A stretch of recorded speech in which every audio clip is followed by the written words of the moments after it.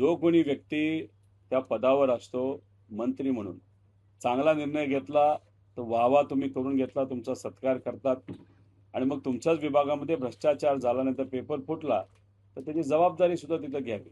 काँग्रेसच्या काळामध्ये सांगावं लागत नव्हतं. मंत्री स्वतःहून राजीनामा तिथं द्यायचे. पण या सरकारमध्ये म्हणजे 2014 पासून आतापर्यंत एवढे मोठे कांड बऱ्याच मोठ्या नेत्यांनी तिथं करून सुद्धा त्यांना दुर्दैवाने न नेत्यांनी सांगितलं न स्वतः त्यांनी राजीनामा दिला. त्यामुळे इथं ते म्हणजे त्यांचा विभाग हा जबाबदार आहे हे सरळ सरळ तिथं आपल्याला दिसत आहे, कळत आहे. पण एक तुम्हाला सांगतो, म्हणजे भुसे साहेबांबद्दल बोलायचं झालं तर तो काही चुकीचा मंत्री असं मी म्हणणार नाही. पण काय आहे की शिंदे साहेबांच्या मंत्र्यांना फक्त मंत्रिपद दिलंय, चालवतायत सगळं भाजपच. त्यामुळे ह्याच्यामध्ये जे काही फुटलंय, फोडलं गेलंय, हे 100% ह्याच्यामध्ये भाजपचा कुठेतरी ना कुठेतरी रोल असावा. त्यामुळे मंत्र्यांनी राजीनामा द्यावा हा त्यांचा विषय असला तरी मला असं वाटतं की याच्यात कोण खरं जबाबदार आहे हे आपल्या सगळ्यांना बघावं लागेल. आणि छत्रपती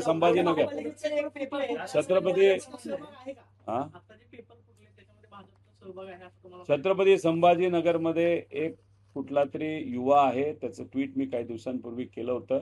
2018 मध्ये टीईटीचा पेपर जेव्हा फुटला होता त्याच्यामध्ये तो सहभागी होता आणि भाजपचे अनेक मोठे नेते क्रिस्टल क्लिअरली त्याचे लाड करताना आपण सगळेजण बघू शकतो.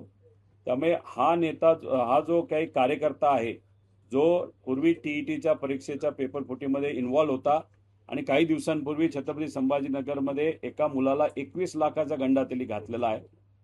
जसा टीईटीचा पेपर हा फुटला तसा त्या माणसाने सोशल मीडिया अकाउंट त्याचे सगळे प्रायव्हेट करून टाकलेत, नाही तर बंद करून टाकलेत.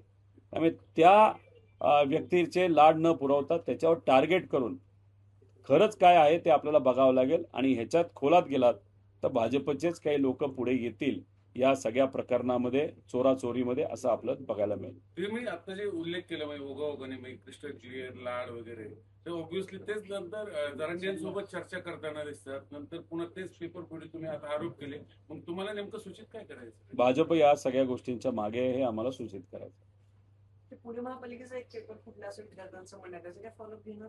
आता तुमच्याशी बोलल्यानंतर आणि तुमचे प्रश्न थांबल्यानंतर मी पुणे महानगरपालिकेकडे जाईल. पुणे महानगरपालिकेमध्ये आत्ता जाऊन तिथे असणारे आयुक्त साहेबांना मी भेटणार आहे. कालपासून काही विद्यार्थी रस्त्यावर बसून तिथं आंदोलन करत आहे, कारण का पुणे महानगरपालिकेचा पेपर हा फुटला आणि पेपर जो कुठे प्रश्नपत्रिका आहे त्याचा फोटो हा आता आपल्या समाज बांधवांसमोर सुद्धा त्या ठिकाणी आलेला आहे. त्यामुळे त्या अनुषंगाने विद्यार्थ्यांनी इथं विनंती केली आणि आंदोलन करत असतील विद्यार्थी तर त्यांची बाजू मांडण्यासाठी आता लगेचच्या लगेच आम्ही आयुक्तांना भेटणार आहोत आणि आयुक्तांना विचारणार आहोत हे काय घडलंय. आणि हे जर पुरावे बाहेर आले असतील, पेपर खरंच फोटो त्याचा बाहेर आला असेल तर मग तुम्हाला परत परीक्षा घेणार का काय घेणार ही त्यांची भूमिका हे समजून घेण्यासाठी आत्ता थोड्या वेळातच आम्ही आयुक्तालयामध्ये चाललो आहोत. सुप्रियाताईंचा आज वाढदिवस आहे, कशाचा? सुप्रियाताईंचा वाढदिवस आहे आज. 4 वेळा खासदार झाले आहेत, मंत्रिपदासाठी शुभेच्छा देणार. तुम्हाला एक सांगतो,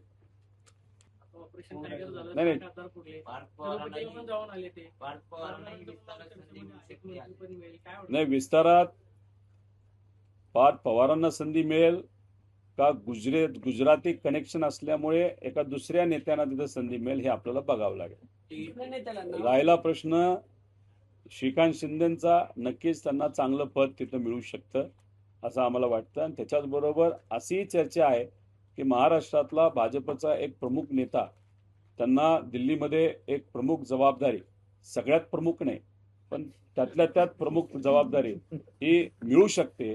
आणि महाराष्ट्रातला एक लहाना मंत्री त्याला एक मोठी जबाबदारी महाराष्ट्रात मिळू शकते, अशी एक चर्चा तिथं आहे. बघूया कसं आहे. कोणाला मुख्यमंत्र्यांना अर्थ खातं असं काय आहे का? दिल्लीतलं सेंट्रलचं अर्थ खातं असं काही माहिती आहे का? चर्चा अमित भाई उपमंत्री होणार, फडणवीस अर्थमंत्री होणार केंद्रात आणि शिंदे राज्यात मुख्यमंत्री होणार. त्यासाठी ऑपरेशन टायगर एक पहिला टप्पा आणि दुसरा टप्पा आता तुमच्यावर घातला जाणार. त्यासाठी मग म्हणूनच आधी तुमच्यातले काही लोक आग्रह करतात नाही आपण सध्या जाऊन बसू बोललं जाण्यापेक्षा दुसरं काय? आमचा पक्ष उठणारे आणि आमच्यातले काही लोक सत्तेत जाऊन बसावं हे सांगतात, हे मात्र खरं आहे का खोटं आहे? आणि बाकी ज्या गोष्टी तुम्ही बोलल्यात त्या खऱ्या आहेत. दादा टीईटीच्या पेपर फुटी प्रकरणामध्ये दादा भुसेंनी त्या संभाजीनगरमध्ये टीईटी पेपर फुटीच्या विरोधात काय आंदोलनाचं स्वरूप आहे, कोण असणार आहे आंदोलन? नाही नाही, आंदोलन मी घेतोय असं नाही, काही विद्यार्थी आंदोलन तिथं घेणार आहेत आणि त्या आंदोलनामध्ये तिथं यावं अशी काही विद्यार्थ्यांची इच्छा होती. त्यामुळे आम्ही आंदोलन फायनल झालं, कळतंय की ते फायनल झालेलं आहे, तर 6 तारखेला जाऊन त्या विद्यार्थ्यांना पाठिंबा देण्याची जबाबदारी आमची आहे. आता ते टीईटी मध्ये सुद्धा 6.5 लाख विद्यार्थी परीक्षा देत असतात, तिथं सुद्धा पेपर फुटला, म्हणजे नीटचा पेपर फुटला, टीईटीचा फुटला, आता हे ऑनलाईन होते, आधी तलाठी फुटला होता, पोलीस भरतीचा फुटला, आता हे म्हणजे काय झालंय, हे सरकारच फोडाफोडीच्या ह्याच्यावर अवलंबून असल्यामुळे हे खासदार फोडले, आमदार फोडले, पक्ष फोडले आणि याच्यावर हे सरकार निर्माण झालं. त्यामुळे ह्यांना फोडाफोडी जरा जास्तच आवडते. आमचे हेच मत आहे, काय करा तुम्ही, परीक्षा कधी घेणार ती तारीख सांगा, पेपर कधी तुमचा निकाल कधी लागणार ती तारीख सांगा आणि पेपर कधी फोडणार ती सुद्धा तारीख सांगा. इतकं दुर्दैव तिथं झालेलं आहे आणि ह्याच्यामुळे मानसिक ताप जो आमच्या विद्यार्थ्यांना होतोय त्यातून विद्यार्थी हे रिकवर होऊ शकत नाहीत आणि त्यामुळेच नीट परीक्षेत या देशामध्ये 22 विद्यार्थ्यांनी दुर्दैवाने तिथं आत्महत्या केलेली आहे. शिंदेना कॅबिनेट मंत्रिपद मिळणार